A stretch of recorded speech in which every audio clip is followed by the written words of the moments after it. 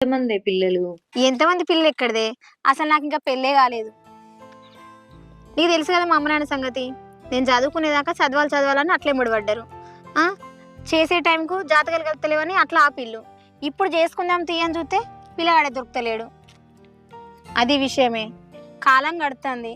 గంట దగ్గర బొంత ఎక్కడైనా దొరకడా అని చూస్తానా. ఎందుకు బాధపడతావే? నీకోసం ఎక్కడో ఒకడ ఉట్టే ఉంటారులే, అస్సలు బాధపడకు. అంతేనా సుమలత? గంతే కదా. సరేనే, లాస్ట్కి సెకండ్ హ్యాండ్ దొరికినా కూడా అడ్జస్ట్ అవుదామని చూస్తానా. నచ్చాలి అంతే.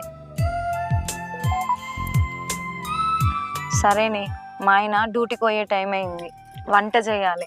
నేను వెళ్తా మరి. సరేనే, నేను కూడా పోతా. జాగ్రత్త, బాయ్. జాగ్రత్త.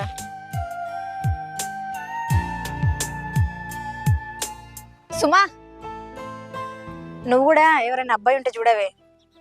నువ్వు చూసిన పిల్లగాన్ని తప్పకుండా చేసుకుంటా.